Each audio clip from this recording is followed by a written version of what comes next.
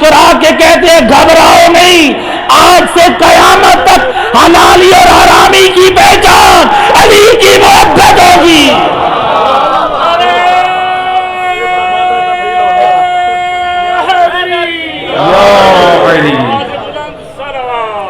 اللہم صلی علی محمد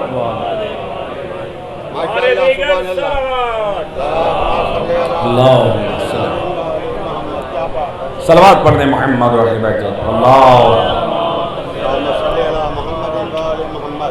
لہذا ایمان شان ولایت ہو چکی ہے ماشاءاللہ۔ آئیں اب پیغام ولایت،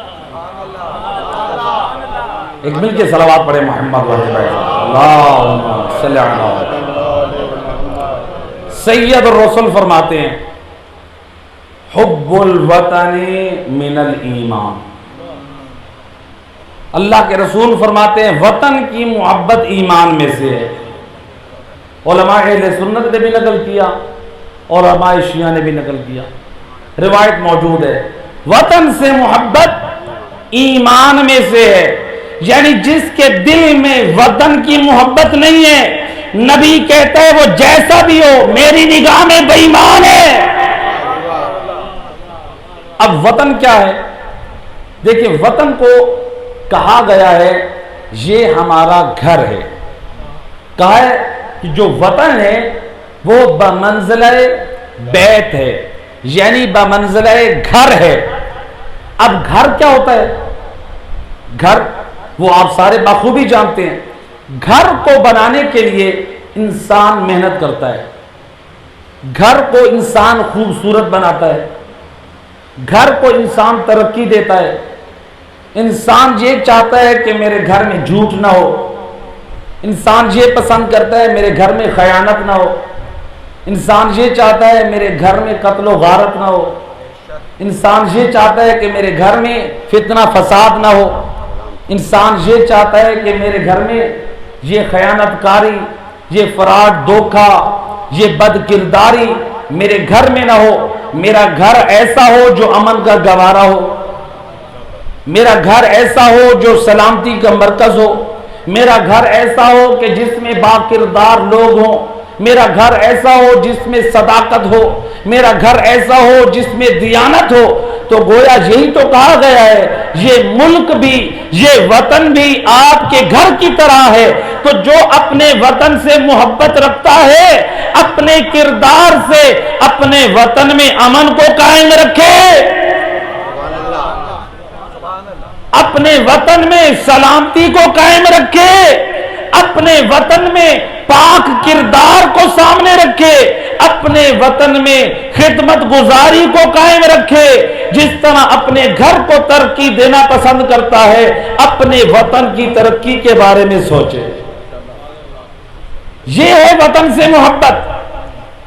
حب الوطن من الایمان، یہ وطن سے محبت ہے۔ سید الرسل نے بھی وطن سے محبت کی۔ جب مکے میں تھے روایت ہے جب رسول اللہ مشرکین کے بازار اور گلیوں میں جاتے یہ پتھر مارتے، ان پتھروں کو کون ہٹاتا؟ یہ تو سن لیتے ہیں ہم کہ پتھر مارے جاتے، سید الرسل کو جو مشرکین پتھر مارتے سید الرسل کیا کرتے تھے؟ روایت کہتی ہے جو پتھر نبی کو لگ رہے ہیں نبی انہی پتھروں کو ہٹا رہے ہیں۔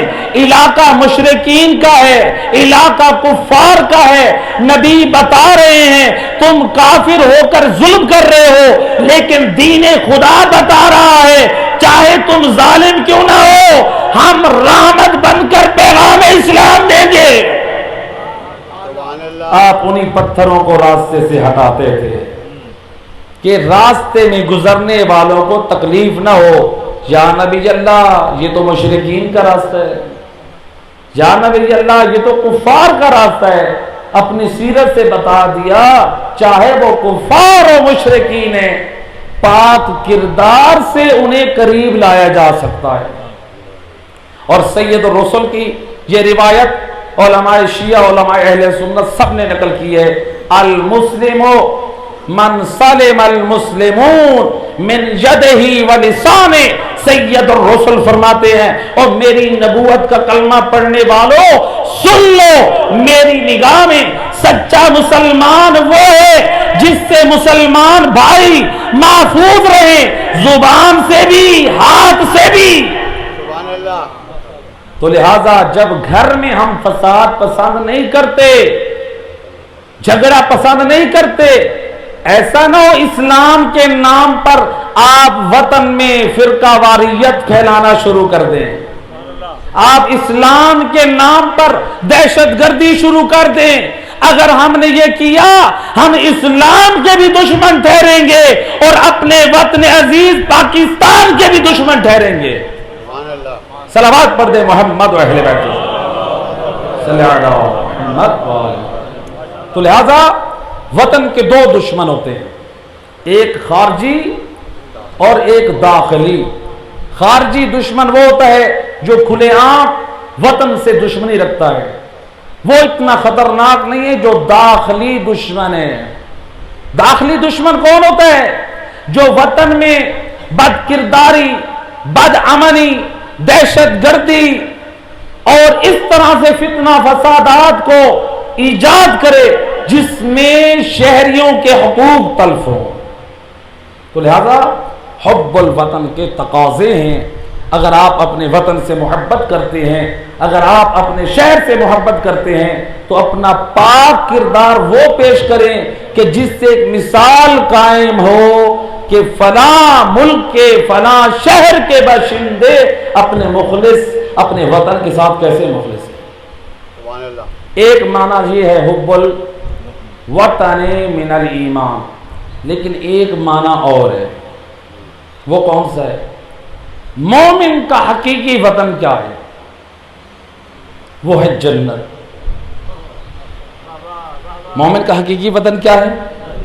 جنت ہے۔ تو گویا رسول اللہ نے بتا دیا وطن سے محبت ایمان کا حصہ ہے۔ جب آپ کا وطن ہے جنت، اب جنت میں جانے والے کام بھی کرنے ہیں۔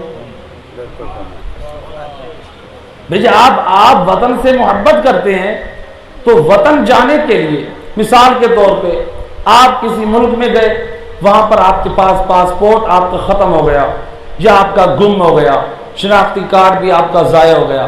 اگر آپ رکھتے ہیں اپنے وطن سے محبت تو آپ وہاں کی تمام جو وطن میں آنے کی شرائط ہیں ان کو آپ پورا کریں گے۔ تو میرے دوست، جب مومن کا اصلی وطن ہے جنت، اس جنت کے حصول کے لیے وہ عمل بجا لا جو جانے کے لیے تیرے لیے ضروری ہو۔ اور نبی فرماتے ہیں جنت میں جانے کا جو پاسپورٹ ہے وہ حب علی ابن ابی طالب ہے۔ اللہم صلی علی محمد۔ پاسپورٹ تو ہے محبت علی، لیکن اس کے اوپر اسٹمپ بھی لگنی ہے، وہ ہوں گے آپ کے نیک اعمال۔ اس لیے میں کہا کرتا ہوں کہ دیکھیں ہر گھر میں ہر ہاتھ میں موبائل ہے ماشاءاللہ۔ یہ جو موبائل ہے نا یہ دو طرح سے اوپن ہوتا ہے، ایک فیس آئی ڈی سے اور ایک پاسورڈ کے ذریعے سے۔ اگر فیس آئی ڈی اس میں آپ کسی اور کی لگائیں تو وہ موبائل آن نہیں ہوگا، یعنی چہرہ اصلی ہونا چاہیے، غیر کا چہرہ قابل قبول نہیں ہے۔ پاسورڈ صحیح ہونا چاہیے، پاسورڈ صحیح نہیں ہے تو آپ کا موبائل اوپن نہیں ہوگا۔ میرے دوست نبی نے سمجھایا جنت کا دروازہ بھی انہی دو طریقوں سے کھلے گا، ایک فیس آئی ڈی کی ضرورت ہے اور ایک پاسورڈ کی ضرورت ہے۔ وہاں پر جنت کا دروازہ فقط ان کے لیے کھلے گا جو حبدار علی ہے، منافقین کے لیے دروازہ بند رہے گا۔ وہ ہوں گے جو حبدار علی ہیں۔ اور نبی نے بتایا جو جنت کے دروازے ہیں، نبی نے فرمایا جو جنت کے دروازے ہیں، دروازے پہ لکھا ہے الصلاۃ والصوم والزکاۃ والحج والصدقہ۔ رسول اللہ نے فرمایا یہ جنت کے دروازوں پہ لکھے ہیں، یعنی جو نمازی ہے وہ آ سکتا ہے، جو روزے دار ہے وہ آ سکتا ہے، جو باکردار ہے وہ آ سکتا ہے، جو حاجی ہے وہ آ سکتا ہے۔ اگر آپ کی زندگی میں اعمال صالح کے پاس ورڈ نہیں ہے، جنت کا دروازہ کبھی نہ کھلے گا۔ سبحان اللہ سبحان اللہ صلوات پڑھنے محمد وحید اللہم صلی علی محمد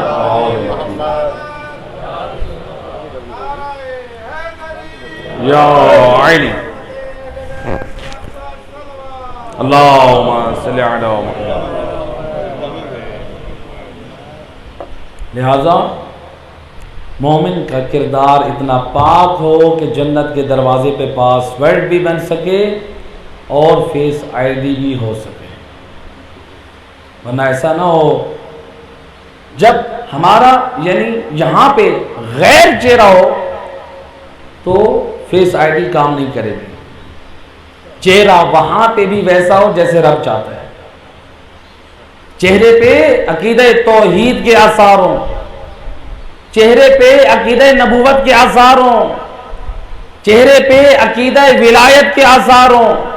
اسی لیے جو ہم کلمہ پڑھتے ہیں، جو اپنے بچوں کو تعلیم دیتے ہیں، اس پر ایمان بھی ہونا چاہیے۔ سبحان اللہ جو ہم کلمہ پڑھتے ہیں اس پر ایمان بھی ہونا چاہیے۔